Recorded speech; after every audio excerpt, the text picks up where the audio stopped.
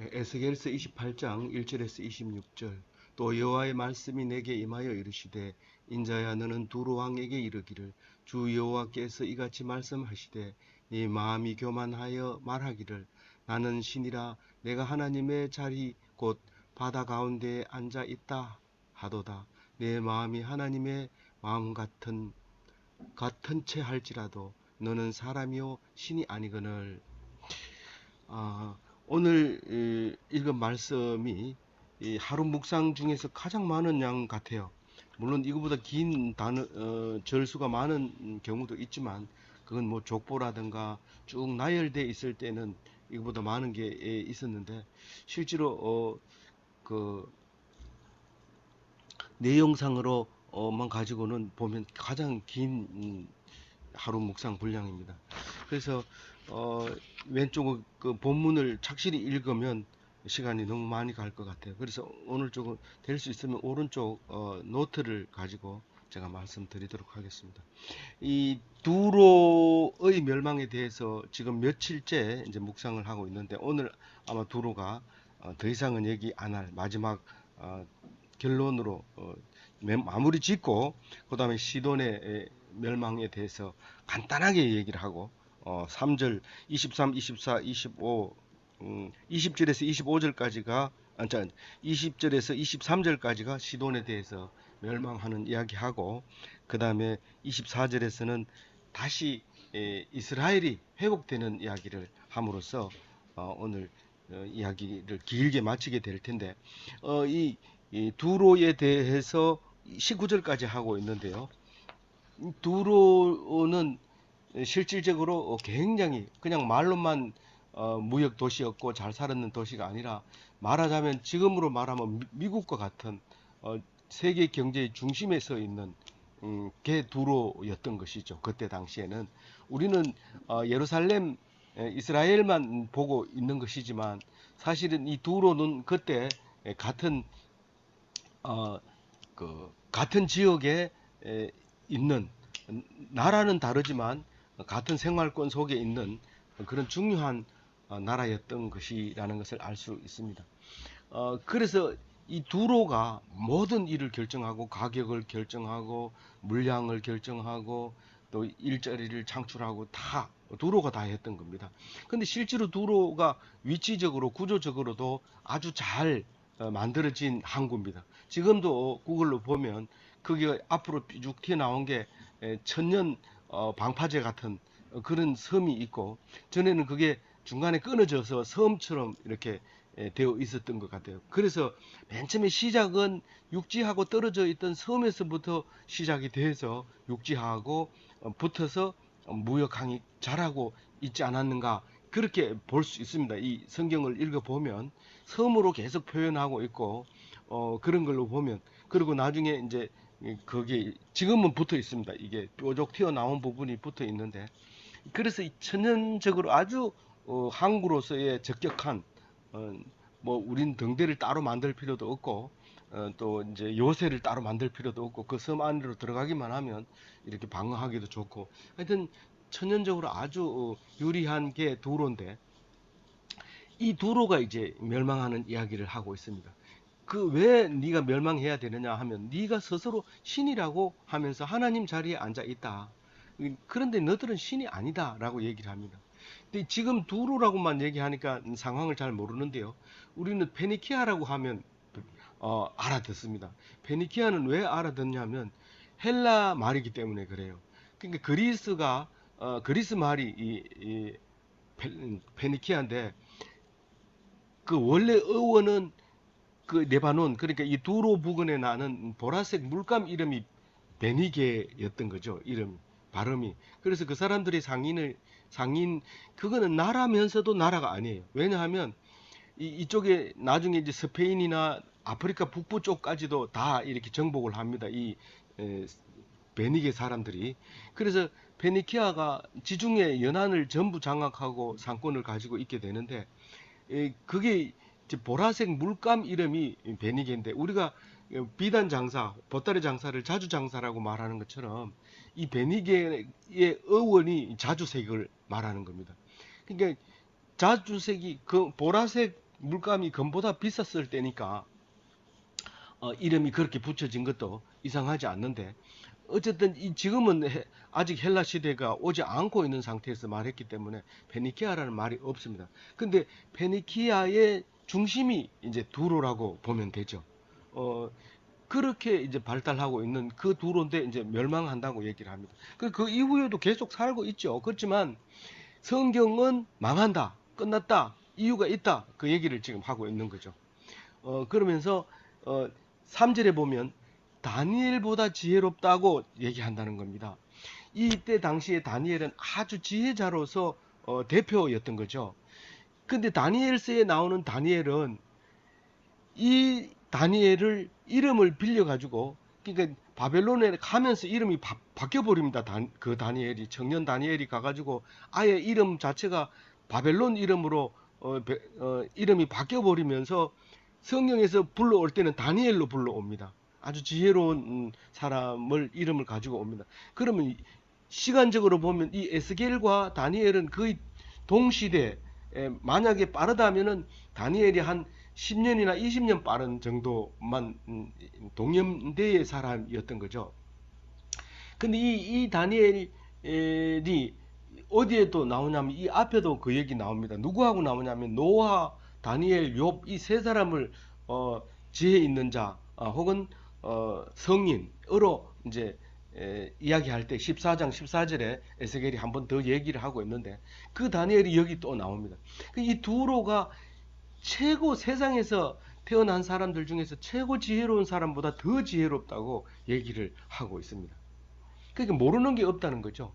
그렇게 말했는 것 때문에 이제 멸망을 한다고 하나님이 말씀하고 있죠. 4절에 보면 재물을 모으고 보화를 저축하고, 그 어떻게 재물을 모으고 보화를 저축하느냐면 지혜로 그렇게 한다는 거예요. 지혜와 총명으로 그렇게 했다. 그러니까 내가 다니엘보다 못한 게 뭐 있냐, 그렇게 말하고 있다는 거죠. 그리고 5절에 보면 지혜로 무역을 하고 재물로 교만해졌다. 이 무역이라고 하는 것은 마음에 안 들면 안 팔립니다. 제가 중국 연변에 갔을 때 돈이 떨어져서 돈을 바꾸려니까 음, 음, 저 환율이 너무 차이가 나서 그럼 좀 이따가 바꾸러 올게요. 그리고 갔는데 이 사람이 그걸 아주 기분 나쁘게 생각하고 다음번에 갔더니 안 바꿔준다 그래요. 그만큼 장사를 가지고 있는, 물건을 가지고 있는 사람이 그 마음대로 하는 거죠. 물건을 계속 대주다가 마음에 안 든다고 끊어버립니다. 그러면은 난리가 납니다. 그렇게 되는 게, 그게 이제 두로가 그런 짓을 했다는 거예요. 지혜로운 무역하고 재물로 교만해졌다. 아주 교만해졌다. 내 마음대로 내 말 안 들어. 뭐 이렇게 했던 거죠. 근데 사실 썩을 것으로 교만하면, 썩을 것이 썩어버리면 그 다음에는 이제 멸망밖에 없는 거죠. 그래서 이제 6절에 보면 죽을 수밖에 없는 두로에 대해서 설명하고 있습니다. 어, 교만이 하나님 자리에 앉아, 뭐 내가 하나님 자리에 앉아 있다 이렇게 말은 안 합니다. 그 하나님을 믿는 사람들이 그런 말을 하면 안 되죠. 그래서 마음으로는 늘 그렇게 합니다. 하나님 자리에 앉아 있는 거예요. 그렇게 말하고 있죠. 그 마음 같은 채 하는 거예요. 하나님 같은 채 그 마음을 가지고 있는 거죠. 그래서 그게 죄라는 거죠. 7절에 보면 하나님이 치겠다 하는 거예요. 하나님이 치겠다. 너를 치는 자 앞에서 사람일 뿐이라. 내가 너를 치기 시작하면 똑같은 사람이다. 네가 무슨 결정을 하고 이런데, 네가 그럼 결정해봐라. 나 이 물건 다 바다에 빠뜨려 버릴게. 네가 한번 하고 싶은 대로 해봐라. 그렇게 말하고 있는 거죠. 그래서 망하게 되면 아주 강포한 이방인들이 침입하게 되는데, 그게 바벨론의 느부갓네살이 침입하는 것을 말하는 겁니다. 그래서 그 사람들이 들어오면 사정을 안 봐줍니다. 네가 그 전에 뭐 좋은 옷 입고 뭐 나한테 싸게 물건 줬다고 그거 은혜로 생각하지 않고 그냥 그대로 죽여버리는 거죠. 그리고 지혜의 아름다운 것을 쳐버립니다. 그러니까 지혜라는 거는 100원어치 사가지고 와가지고 200원에 파는 게 여기 지혜인데 그 지혜를 없이 쳐버립니다. 그러면 사가지고도 못 쓰고 내 버려야 되고 또 쓸모없는 걸 비싸게 주고 사야 되고 이 지혜가 없는 어리석은 짓을 하게 만들어 버립니다. 그 하나님께서 할 때는. 그래서 그들이 영화를 더럽히는 거예요. 뭐 고대 광실 집 좋은 거 짓고 좋은 옷 입고 큰 자랑스럽게 하던 것을 그게 뭐 사람들이 들어가서 막 밟고 막 거기다가 오물을 막 그냥 뒤집어 씌워놓고 막 더럽혀 버려. 그 얘기가 7절 얘기고요. 그 다음에 8절 얘기는 뭐냐? 구덩이에 빠뜨리고 바다 가운데에 죽임을 당한 자같이 죽이리라. 그 구덩이에 빠뜨리면 제일 비참합니다. 사람들이 자유롭지 못하고 들어가 버리면 그 안 됩니다. 그래서 구덩이 빠졌을 때 안 건져주고 가버리면 그 안에서 죽게 돼요. 그래서 그런 구덩이 옛날에는 지금은 뭐 그런 게 없지만 뭐 지금도 뭐 싱크홀이라 해서 가끔 가다 빠지면 근데 누가 보면 살지만 못 보면 그것을 뭐 살아나지 못하고 죽는 거죠. 구덩이에 빠뜨리고 바다 가운데서 죽임을 당한 것처럼 그렇게 두루를 죽이겠다 그럽니다. 그 구절을 한번 읽고 고단락을 넘기겠습니다. 구절 읽어봅니다. 내가 너를 죽이는 자 앞에서도 내가 하나님이라고 말하겠느냐? 너를 치는 자들 앞에서 사람일 뿐이라 신이 아니니라. 그렇게 얘기를 하면서 너희들은 이제 신이 아니다. 우리는 뭐 꼭 2500년 전에 얘기지 지금 얘기가 아닙니다. 그렇게 얘기하면 안 되죠. 그렇지만 그렇다고 해가지고 현실에 적극 적응해가지고 막 손가락질 하면서 부로 같은 놈들아 뭐 이렇게 얘기를 해서도 또한 안 되는 거죠. 그래서 이 성경을 읽으면서 그냥 묵상하면서 그냥 아무 말 없이 침묵을 지키고 있어야 되죠. 거기에 대놓고 얘기하다 보면 시끄럽기만 하고 참 가벼운 사람으로 이렇게 찍히게 되고 참 영화가 없어지는 그런 일이 생깁니다. 10절을 읽어볼까요? 네가 이방인의 손에서 죽기를 할례받지 않는 자의 죽음같이 하리니 내가 말하였음이니라 주 여호와의 말씀이니라 하셨다. 이 10절 말씀을 곰곰이 잘 생각해 봐야 됩니다. 무슨 말이냐면 이스라엘 백성이 보면 두로는 이방인이에요. 그러면 할례는 당연히 안 받았죠. 할례는 아브라함이 가르쳐 준 거고 아브라함이 하나님 백성으로 표시해 놓은 건데 이 사람들이 당연히 할례 받지 않는 사람처럼 죽죠. 근데 이 성경을 쓴다는 얘기는 그 사람들이 이스라엘 사람이었다는 사실입니다. 다시 말해서 세상을 움직이는 경제권을 가지고 있는 베니키아 사람은 이 유대인들이었다는 사실인 거죠. 그러니까 2500년 전의 상황이나 지금이나 다를 바가 없는 거예요. 지금도 큰 나라에서 경제권을 갖고 있는 게 바로 이 유대인이라는 사실을 우리에게 말해주고 있는 거죠. 그래서 그 사람 왜 필요 없는 엉뚱한 나라의 말을 여기에다 기록을 하겠어요? 그 사람들이 하나님 믿는 사람인데 그 중에서 이스라엘 백성으로서 오리지널 정체성을 잃어버린 그런 사람들이었기 때문에 우리가 사이드로 기록하는 것이지 사실 이 사람들은 할례 받은 사람들이었던 게 분명하다는 얘기를 10절에 하고 있는 거죠. 그래서 11절 10절에 보면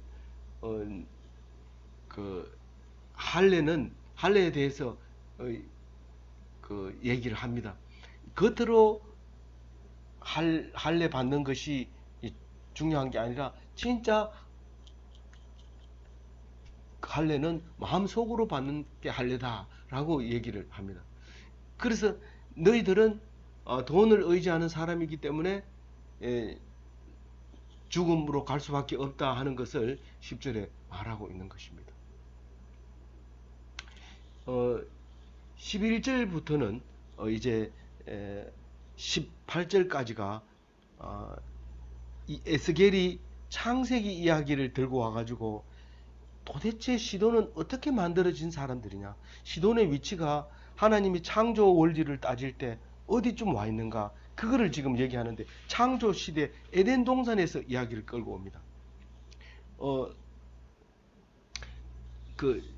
참 희한한 말인데 이 11절에 보면 애가를 지어서 얘기를 하라 그러는데, 사실 창세기를 애가로 지어서 말한다는 것은 진짜 근본이 어디 있느냐 하고 탄식하는 이야기입니다.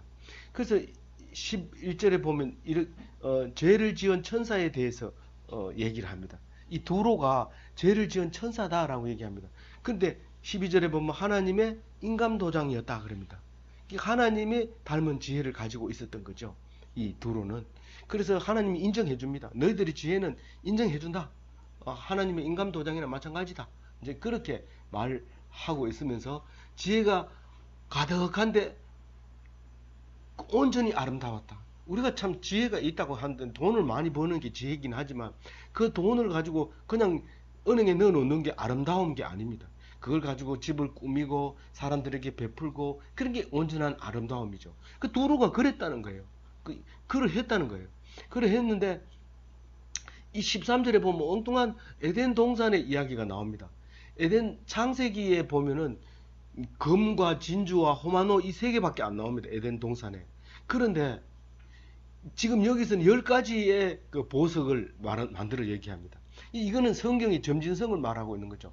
창세기에서는 보석으로 만든 에덴 동산이 있었는데 라고 얘기했지만 이 에스겔서에서는 네가 에덴 동산에 지키는 그룹이었는데 그 에덴 동산은 10가지 보석으로 만들어져 있었다라고 얘기합니다. 그러면 루비도 있고 감람석, 다이아몬드, 녹주석, 줄마노, 벽옥, 사파이어, 석류석, 에메랄드, 금 이런 걸로 이렇게 만들어진 그 에덴 동산. 이게 지금 페니키아 사람들은 이 보석을 다 가지고 있는 거예요. 그리고 두로를 창조할 때 소고와 비파를 준비했다. 이 창세기를 아무리 찾아봐도 소고와 비파를 만드는 건 없었는데 두로를 만들 때는 소고와 비파를 만들었다는 겁니다. 그러니까 이 사람들이 먹고 그냥 돈을 은행에 돈 많다고 해서 부동산에 투자한다든가 동산에다가 저축한다든가 이게 아니라 뭐 정권에 투자한다 이게 아니라 집도 짓고 치장도 하고 얼굴도 화장도 하고 향수도 바르고 보석도 가지지만 그보다 더 중요한 것은 노래하게 했다는 거예요. 야 노래해라. 악기를 가져와라. 그렇게 했던 그 화려한 모습을 지금 보여주고 있는 거죠. 그러면서 14절에 뭐라고 하냐면 두로는 니는 에덴 동산의 그룹이었다. 무슨 그룹이냐면 특별히 기름 부은 그룹이었다. 그 에덴 동산의 그룹이 왜 필요해요? 그룹이 천사잖아요. 그 천사가 왜 필요해요? 기름 받은 그룹은 최상위 권위자 제사장급 천사를 말하는 거죠. 14절 얘기입니다. 그래서 그 에덴 동산에 불칼을 세워놓고 그 지키게 하는 게 이 그룹인데 네가 그 그룹으로 내가 세워줬다는 거죠. 하나님이. 왜 에덴 동산에 그룹이 필요합니까? 에덴 동산은 그냥 살면 되지 왜 그룹이 필요합니까? 따먹지 말라는 선악과를 따먹기 때문에 그룹이 필요한 거예요. 이 만약에 선악과를 따먹고 생명나무까지 열매를까지 따먹어 버리면 이건 하나님하고 똑같아져 버린 거예요. 그래서 이건 절대로 안 된다. 이건 우리는 창조물을 하나님하고 나하고 똑같이 만들어서는 안 된다. 그래서 선악과를 따먹는 순간 그만 불칼을 세워놓고 그룹을 지키게 만들어 버린 거예요. 못 따먹게. 그랬는데 이 지키라고 한 이 그룹이 불의를 행해서 불의가 들통이 나버린 거예요. 이 가인이 아벨을 죽인 것처럼 죄가 들통이 나버린 거예요. 그 15절 얘기가 그 얘기입니다. 그 죄 제목이 16절, 17절, 18절 이렇게 나오는데 제일 첫 번째 16절은 뭐냐 하면은 무역으로 지은 죄다 그렇게 얘기합니다. 이 에덴 동산에 지켜야 될 그룹은 죽지 않아야 되고요. 그룹이기 때문에 천사이기 때문에 죽으면 안 됩니다. 그리고 이 선악을 알게 됐다는 것은 지혜가 있다는 겁니다. 이 두로 사람들은 지혜가 청명했고 세계의 1등이었기 때문에 당연히 어떤가는 지혜를 가지고 있었고 선악을 판별할 줄 알았는데 자기 스스로가 선악을 파괴한 거예요. 이 알지 못하는 죄를 짓게 되는 거예요. 그게 무역으로 지었다고 얘기를 하는 거예요. 16절에. 그래서 무역으로 갑자기 강포해집니다. 내가 임의대로 해야 되는데 이 사람들이 머리를 쓰고 속이고 그러는 거예요. 그러니까 못 속이게 하려고 머리를 쓰는 거야. 그러니까 괴롭히고 힘들게 하고 어렵게 하고 자기가 그냥 군림하고 이런 강포를 행하게 됩니다. 무역으로. 그리고 죄를 범하게 되는 거예요. 결국 그렇게 하면 죄를 범하게 되고 결국 그것 때문에 멸망하게 된다고 16절에 얘기하고 있습니다. 그러니까 우리가 다르게 얘기하면 동사는 지키지 않고 자기를 지키려고 했던 그 죄로 말미암아 이제 동산에서 쫓겨나게 됩니다. 죽게 되는 거죠. 그 얘기를 16절 한번 읽고 넘어갈게요. 시작. 내 무역이 많음으로 네 가운데서 강포가 가득하여 네가 범죄함으로 내 지키는 거룩라. 그러므로 내가 너를 더럽게 하여 여기는 산에서 쫓아내고 불타는 돌들 사이에서 멸하라. 결국은 자기가 지켜야 될 화엄공 칼이 이 화염으로 불로 되어 있는 칼, 여기는 지금 돌로 나와 있지만 그 돌들 사이에서 불 타는 그 불에다가 그냥 집어넣어서 그냥 천사를 아주 죽여버리는, 원래 죽으면 안 되는 천사를 그렇게 이제 애가를 지어서 곡을 하고 있는 그 하나님의 말씀입니다. 18절에는 무슨 죄가 있냐면요, 17절에는 무슨 죄가 있냐면은 아름다움으로 지은 죄라고요. 너무너무 아름다우니까 교만해지는 거예요. 너 같은 게 뭐 예수님 시절에 뭐 사마리아에서 무슨 거룩한 게 나오겠느냐 뭐 이렇게 말할 정도로 우리 남을 무시하는 거예요. 무시하. 예루살렘에 산다고 사마리아 사는 사람 보고 무시하는 것처럼 그렇게 무시했던 거예요. 우리가 지금 서울 살면 대구 와가지고 뭐 시골에 이런 게 있냐 이렇게 말해요. 그런 얘기를 많이 들어요. 근데 대구 사람은 절대로 그게 아니거든요. 서울보다가 더 살기 좋은 곳이고 뭐 대구 말고 다른 데 가라 그러면 차라리 죽으라 해라 뭐 이렇게 할 정도로 대구를 안 떠나는데 이 사람들은 그 아름다움 때문에 교만하게 된 거예요. 그게 영화로움으로 영화가 더럽혀지는 거예요. 자기가 높은 데 앉아 있으면 그게 깨끗해야 되는데 거기 눌러붙어 앉아 있으면 그러면 찌린내가 나고 그만 냄새가 나기 시작해서 그 영화가 더럽혀진. 그래서 그것으로 말미암아 하나님께서 그 왕들 많은 왕들이 우러러보고 이 두로 왕은요 다른 나라 왕들이 와서 전부 엎드려서 절하는 그런 왕인데 그 왕 앞에서 내던져져 버리니까 그 왕들이 이렇게 들여다보면서 이게 그때 두로 왕 맞나 이렇게 하는 거예요. 그게 구경거리가 되는 거예요. 18절에 보면 거룩한 곳이 없다고 얘기합니다. 내가 거룩하게 만들었고 완벽하게 만들었고 구별되게 만들었는데 와보니까 너희들이 구별되는 게 없다 그런 얘기하는 겁니다. 왜요? 죄악으로 불의로 무역으로 아주 내 모든 성소를 더럽혔다. 18절을 한번 읽어볼까요? 시작. 내가 죄악이 많고 무역이 불이함으로 모든 성소를 더럽혀 내가 내 가운데서 불을 내어 너를 사르게 하고 너를 보고 있는 모든 자 앞에서 너를 땅 위에 죄가 되게 하였도다.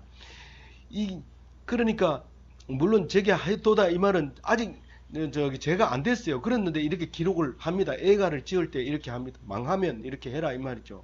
근데 이거 보세요. 거기 무역을 불의한 무역을 해서 네가 가지고 있는 모든 성소를 더럽혔다. 사실은 이 말이 2500년 전의 말이 아니라 지금 현재 말하고 있는 거예요. 성소는 그 성전이 아니고 그 솔로몬의 성전이 아니고 네 속에 있단 말입니다. 그 네 속이 아주 꿀이다 이 말이죠. 네가 부역을 하면서 내가 남는 게 없다 미치고 준다. 내가 미치고 네한테 준다. 이렇게 얘기하지만 사실 배로 튕겨 먹고 그동안 우려 먹고 그랬던 걸 그렇게 받는 거예요. 그게 네 성소를 더럽혔다고 말하는 거예요. 내가 언제 성소를 더럽혔습니까? 지금 방금 한 것이 늘 성소를 더럽힌 거야. 그렇게 말하고 있는 겁니다. 그래서 완전히 태워버리겠다는 거죠. 그게 18절까지인데 아주 창세기를 불러온 그렇고 참 에스겔만큼 이렇게 풍부한 예레미야가 대단한 사람이지만 이 에스겔을 못 따라오는 것 같아요. 이 에스겔은 예레미야를 많이 닮았거든요. 예루살렘에 있을 때 예레미야의 말을 듣고 자랐던 게 분명해요. 그럼에도 불구하고 에스겔은 오히려 더 풍성한 말씀을 우리에게 들려주고 있는 것을 볼 수 있습니다. 그러면서 19절에 이제 완전히 너희는 네가 멸망의 표본이 되게 하겠다. 멸망은 어떻게 멸망 말하지 마라. 두로처럼 멸망한 건 본 적이 없다. 그렇게 말하겠다는 거죠. 19절 얘기가 그 얘기입니다. 한번 19절 읽어볼게요. 만민 중에 너를 아는 자가 너로 말미암아 다 놀랄 것이며 네가 공포의 대상이 되고 네가 영원히 다시 잊지 못하리라 하셨다 하라. 그래도 다른 동네는 멸망했다가 다시 동네가 살아나는데 두로는 살아난 건 못 본다. 그건 완전히 그때 영화 생각하면 영원히 안 없어질 것 같은데 그 나라가 그렇게 됐다. 그렇게 하는 표본이 멸망의 표본이 되리라 그렇게 말하고 있습니다. 그래서 이제 두로 이야기는 더 이상 안 합니다. 두로가 이제 없어졌는데 왜 얘기합니까? 이제 두로 필요 없고 두로 바로 위에 시돈이 있었는데 우리 말하자면 제2의 도시죠. 두로 하면 따라다니는 게 시돈입니다. 이 시돈이 없으면 또 두로가 힘이 없어요. 왜냐하면 시돈에서 사람들이 다 옵니다. 필요한 시돈 사람들이 와서 중요한 요직은 다 시돈 사람이 맡깁니다. 뭐 돈은 두로 사람이 챙기지만은 실제로 일하는 사람은 시돈 사람이 일을 합니다. 그래서 우리가 남이가 이러면서 일하다가 돈 나눌 때는 두로 사람이 다 챙겨가고 뭐 그런데 어쨌든 가까이 있을 때 그렇게 됩니다. 지금은 바벨론 땅 이름도 그대로 남아 있습니다. 두로도 남아 있고 시돈도 남아 있습니다. 그러나 거기 우리가 잘 여행을 안 가니까 잘 구경을 못 가는 거죠. 그리고 성지로 또 우리가 잘 개발을 안 했기 때문에 못 가는 거지만 그 시돈도 그렇게 멸망하는데 시돈이 어떻게 멸망하는지 읽어보면 어떻게 돼요? 시돈은 죄가 없어요. 아무 이유 없이 망합니다. 그러면 하나님의 공의는 도대체 뭡니까? 죄도 없이 망하는 건 뭡니까? 뜻이 있어서 망하는 거예요. 어떻게? 예수님이 어떤 환자를 데리고 와서 부모의 죄로 이렇게 됐습니까? 자기 죄로 이렇게 됐습니까? 이렇게 물었을 때 예수님이 하나님이 하신 일을 나타내려고 하는 거지 부모의 죄도 아니고 본인의 죄도 아니다. 우리가 세상 살아가면서 모든 것이 죄 때문에 그런 게 아니라 하나님이 어떤 일을 하시는지 나타내려고 한 것이다. 일어나라. 고쳐져라. 그렇게 고쳐진 거예요. 하나님이 아무리 아파도 하나님이 손대면 낫는다 하는 그걸 그 하나님이 하시는 일을 나타내려고 그 환자를 만들었다. 그렇게 얘기하고 있습니다. 아니 하나님 뜻을 나타내려고 우리를 왜 이래 만들고 저래 만들고 하나님 좀 제발 놔두면 안 됩니까? 안 됩니다. 하나님이 은혜로 우리가 만들어졌기 때문에 우리가 만들어지는 대로 만들어져야 됩니다. 옹기장수가 접시도 만들고 병도 만들지 나를 왜 내가 뭐가 잘못해가지고 병으로 만들었습니까? 맨날 술이나 담고 나를 좀 접시로 만들어 주세요. 고기 담는 거 뭐 이런 스테이크 담는 거 이런 접시로 만들어 주세요. 그렇게 얘기할 수 있는 버지가 아닙니다. 우리가 만들어 준 대로 살아야 됩니다. 그렇게 이제 얘기를 하고 있는 거죠. 그리고 요한복음 11장 4절에 이럽니다. 나사로가 죽었다고 그러니까 죽지 않았다. 다만 하나님의 영광을 위해서 그렇게 됐다. 그렇게 얘기합니다. 예수님이. 무슨 말이냐면 우리가 죽으나 사나 하나님의 영광을 위해서 합니다. 지금 시돈이 멸망하는 것도 하나님의 영광을 위해서 멸망당한다는 겁니다. 어떻게 시돈이 멸망하는데 하나님의 영광으로 하나님께 영광이 됩니까? 뭐 나사로가 다시 살아나는 것도 하나님의 영광을 위해서 그렇지만 우리가 사나 죽으나 사실은 하나님의 영광을 위해서 사는 거예요. 살기도 하고 하나님의 영광을 위해서 죽기도 하는데 이게 보면은 하나님이 시돈을 대적합니다. 멀쩡히 있는데 대적합니다. 사실은 뭐 멀쩡히 있을 리가 있어요. 뭐 두로나 시돈이나 똑같은 사람들이지. 근데 여기서 말하는 거는 그 말을 하지 않습니다. 두로를 충분히 야단쳤기 때문에 시돈에 대해서는 그 얘기 안 합니다. 그러면서 하나님이 대적함으로 영광을 얻는다. 그러니까 무슨 말이냐면 하나님이 대적을 그냥 놔둔다면 하나님이 무슨 힘이 있다고 볼 수 있습니까? 전능하다고 볼 수 있습니까? 대적을 물리쳤을 때 그게 하나님이 영광을 얻는 거죠. 하나님이 영광을 얻는 것도 우리가 참 이해하기 어려운 거지만 굉장히 하나님이 우리의 생각과 다르게 영광을 얻는 모습을 보여줄 수 있습니다. 그래서 하나님이 심판을 합니다. 너희들이 거룩해져야 되는데 거룩하지 못했다는 거죠. 무화과 나무가 열매를 안 맺었다고 저주한 것처럼 이 시도는 두로와 같지는 말았어야 되지 라고 합니다. 그게 죄라고는 볼 수는 없지만 거룩함을 내가 나타나려고 너희들을 별도로 내가 심판을 하겠다. 그게 하나님의 공의입니다. 다 사람들은 시돈 편입니다. 시돈 편. 그래서 그 시돈이 이제 그 두로와 같이 멸망시키겠다는 거죠. 두로와 같이. 그래서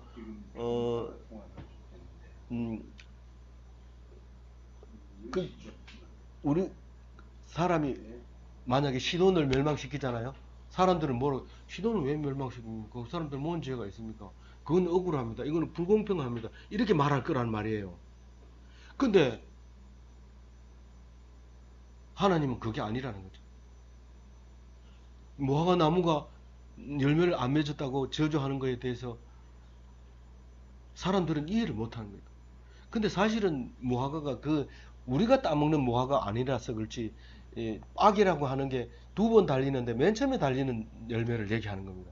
마늘종처럼 그걸 떼줘야 더 큰 게 달리는데 안 떼고 달려 있어야 되는데 그거 달릴 때인데 그게 안 달렸다고 야단치는 거거든요. 그게 무슨 얘기냐면 너희들은 너희들 때와 내 때가 다르다는 거죠. 너희들은 아직은 때가 아니다 하지만 하나님은 니들이 생각하는 거 말고 다른 거 그걸 요구하고 있는데 그걸 못하는 거죠. 이 시도는 그 죄에 딱 걸리는 거. 그래서 어떻게 하나님이 하셨냐면 전염병을 보내고 사방에서 대적이 갑니다. 사실은 시돈이 공격 목표는 아닙니다. 그런데 시돈과 두로 사이에는 길이 아주 반질반질하게 나 있었습니다. 만약 그 사람들이 하도 많이 다녀가지고 돈 벌어가지고 집에 오고 돈 벌러 걸로 가고 길이 반질반질하니까 군사들이 지나가면서 시돈 사람들은 별로 힘도 없지만 그냥 가면서 툭툭툭 치고 두로에 가서 공격을 한 거죠. 성을 공격하고 막 이렇게 한 거죠. 그러니까 시돈은 그렇게 전염병으로 죽고 사방 대적으로 이 전염병은 멀리서 온 사람들이 꼭 전파합니다. 그 자체에서는 생산되는 일이 없지만 멀리서 균을 가지고 와가지고 퍼뜨리면 그 균에 대해서 면역이 없던 사람들이 급속하게 번져서 죽게 되는데 그게 바벨론 사람들이 쳐들어올 때 많은 사람이 전염병으로 죽었다는 사실을 우리가 알 수 있게 되는 것이죠. 이제 두로와 시돈을 심판을 다 끝내고 이제 어떤 면에서 마무리 작업을 하는데 그러면 이스라엘도 두로 시돈도 똑같이 흔적도 없이 망가뜨려 버리고 말 것입니까? 그게 아니라는 거예요. 오늘 이 에스겔 중에서 가장 처음으로 이스라엘이 회복될 거다라는 말을 24절부터 26절까지 말하고 있습니다. 그 이스라엘 백성은 이스라엘은 없어졌어요. 예루살렘은 없어졌어요. 그러나 그 세계에 흩어져서 디아스포라로 있는 상태에서 맨날 가시처럼 예루살렘 이스라엘 백성을 미워하고 일만 생기면 죽이고 이랬어요. 우리 한국 사람이 일본에 있을 때 동경에서 지진이 일어나니까 한국 사람 죄 때문에 그렇다. 이래서 한국 사람을 우물에다 다 집어여가지고 죽이고 이런 일이 생긴 것처럼 무슨 일만 생기면 유대인들을 죽였는데 이제 그 가시를 없애주겠다. 그렇게 자기를 미워하던 멸시하던 가시, 찌르던 가시, 아프게 하던 가시 그런 걸 내가 다 없애주겠다. 여전히 외국에 살고 있고 디아스포라로 살고 있긴 하지만 가시를 없애주겠다. 그 얘기를 합니다. 그러면서 25절에 뭐라고 하느냐면 나중에 모은대요. 그 디아스포라들을 다 모은대요. 그리고 약속했던 가나안 땅에 다시 모으겠대요. 이 사람들은 가나안 땅으로 모은다고 읽어요. 유대인들은. 우리는 그게 아니죠. 가나안 땅은 없어진다고 했으니까 없어졌다. 지금 있는 예루살렘은 그건 가짜다 라고 기독교인은 그렇게 생각하지만 유대인들은 이 말을 그대로 믿고 다시 2차 대전 끝나고 나라를 만드는 거예요. 2000년 동안 없이 살다가 블레셋 땅으로 남겨놨다가 이제 나라를 만들어서 살고 있는 거죠. 그럼 어쨌든 이 성경의 힘은 살아있고 운동력이 있어서 저 사람들을 그런 힘을 만들어내게 만드는 거죠. 다만 예수를 안 믿는 것 뿐이죠. 그래서 25절에 뭔 얘기합니까? 중요한 얘기인데 우리는 자꾸 빠뜨립니다. 그게 25절에 뭔 얘기하면 주 여호와께서 이같이 말씀하셨느니라. 왜 이 말을 계속하죠? 앞에 한 번 했으면 됐지. 하나님 우리가 기머거리도 아니고 왜 이 얘기를 곳곳마다 구석구석마다 하는 이유가 뭡니까? 내가 했다는 얘기 뭡니까? 하나님은 말씀 없이 한 일은 없다는 거예요. 모든 세상 만물을 말씀으로 지었을 뿐만 아니라 말씀으로 이루어 가고 있다는 거예요. 예루살렘이 망하는 것도 내가 말씀했고 도로가 망하는 것도 말씀했고 말씀하고 이루신다. 그게 말씀의 성취를 얘기하는 거예요. 예수님이 보내겠다 해놓고 예수님을 보내지 느닷없이 떠나. 우리가 신약만 예수 믿는 사람은 읽어보니까 신약만 읽으면 되겠대.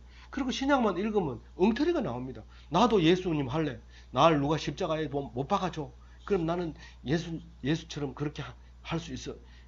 안 되는 거죠. 하나님은 그런 게 아니라 말씀을 주고 말씀을 성취시키는 것 때문에 그렇게 된 거지. 결코 예수님이 스스로 한 게 아닌 거예요. 스스로 했다 하더라도 예수님의 말씀으로 스스로 한 거죠. 하나님의 말씀으로 했기 때문에 그렇게 한 거죠. 그 말이 25절 말씀입니다. 아주 중요한 말씀입니다. 사실은 동그라미 2개 치고 별표 2개 쳐야 되는데 그냥 뭐 이런 참 중요한 얘기니까 그냥 넘어가도록 해요. 26절 같이 읽어보고 마치겠습니다. 그들이 그 가운데에 평안히 살면서 집을 건축하며 포도원을 만들고 그들 사방에서 멸시하던 모든 자를 내가 심판할 때에 그들이 평안히 살며 내가 그 하나님 여호와인 줄 그들이 알리라. 이거를 2000년 동안은 26절의 말이 무슨 말인지 몰랐어요. 근데 이제 2차 대전 끝나고 이스라엘 사람들이 다 모여서 평안하게 삽니다. 사실 이스라엘에. 물론 아가씨들도 총들로 메고 휴가 나와도 시내 다니면서 군복 입고 아가씨들이 돌아다니는 이스라엘이지만은 지금 와가지고 생각해보면 야 하나님 계시구나. 말씀은 역시 성취되는구나. 그렇게 그 사람들도 믿고 남들도 그렇게 믿습니다. 기독교인만 안 믿죠. 아주 얄밉게 시리 뭐 예수님을 믿는다고 하면서 안 믿지만 그렇게 믿고 만드는 게 26절 말씀이죠.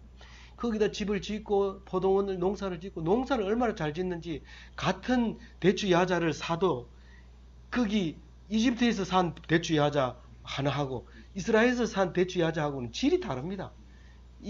이집트에서 산 거는 모래가 저벅저벅 하는데 여기 이스라엘에서 산 거는 꿀 같아요. 포장도 잘 돼 있고. 그리고 농사 짓는 농장에 보면 대추 야자 나무가 얼마나 큽니까? 그 큰 나무 위에다가 전부 그물 같은 걸 쳐서 이 먼지가 안 들어가도록 커버해 놓고 새들이나 무슨 이런 것들이 안 들어가게 해놨는데 그 큰 그 포장을 해놨는데 이집트 사람은 내버려 놓은 걸 그 야산에 자라는 걸 따가지고 와서 포장을 해서 그렇게 주니까 모래가 사막 바람이 안 들어갈 수가 없죠. 아무리 깨끗하게 해도. 그렇게 편안히 살면서 포도원 농사를 지으면서 또 사방에 멸시하던 모든 자들을 멸시를 못합니다. 우리가 이스라엘은 그렇게 늦게 나라를 만들어도 핵무기를 가지고 있잖아요. 그리고 중요한 기술을 다 우리가 이스라엘에서 사가지고 와요. 우리는 몰라서 그렇지 이스라엘에서 사오는 군사 무기들이 많습니다. 그런 것들이 그들이 사방에서 멸시하던 모든 자를 내가 심판할 때에 그들이 평안히 살며 내가 그 하나님 여호와인 줄을 그들이 알리라. 그들이 알리라 이 말은 예수님이 예수님인지 몰랐어요. 근데 예수님이 부활 성천하고 하늘에 올라간 거 보고 그때야 알게 되는데 늘 그렇게 그때야 너희들이 하나님인 줄 알리라. 그렇게 말하고 있는데 우리는 이 말은 뭐 곳곳마다 있는 말이니까 뭐 그렇게 알지 무슨 말인지 모릅니다. 근데 이게 그렇게 되어 있다는 거죠. 근데 기독교인은 유대인처럼 그렇게 읽어서는 안 되죠. 오늘 노트에 쓰여 있는 대로 평안히 살리라 이 말은 그리스도의 사람들이 항상 평안을 살게 있다는 거예요. 감옥에 가 있을 때나 사형 선고를 받았을 때나 모든 사람이 질책을 받을 때나 상관없이 마음이 늘 평안하게 사는 네 마음이 성전인데 그 성전 안에서 평안하게 사는 하나님이 내 안에 내가 하나님 안에 그 평안하게 살게 하는 것을 말하고 있는 거죠. 저 이스라엘 땅덩어리를 얘기하면 거기 어디 뭐 이스라엘이 지금 4분의 1 토막을 가지고 살고 있잖아요. 지금 그러면서도 뭐 회복했다고 말하는데 그건 회복이 아닙니다. 처음부터 없어졌다고 에스겔에서 말한 없어진 예루살렘은 이미 없어지고 성전도 없고 그냥 흔적만 있는데 그거를 기억하게 하는 것밖에 없지요. 그래서 오늘 불신자는 그때가 되면 심판을 받을 때고 성도는 구원받을 때고 영원한 안식들이 들어갈 때다 라고 얘기하면서 오늘 긴 말씀을 묵상했습니다. 아무쪼록 기독교인으로서 사는 것은 이 성경 구약 말씀을 예수님이 읽는 식으로 읽어서 복받고 영원한 천국에 사는 그런 사람이 되는 것을 말하는 것입니다. 예수님 닮은 그런 사람이 다 되시기 바랍니다.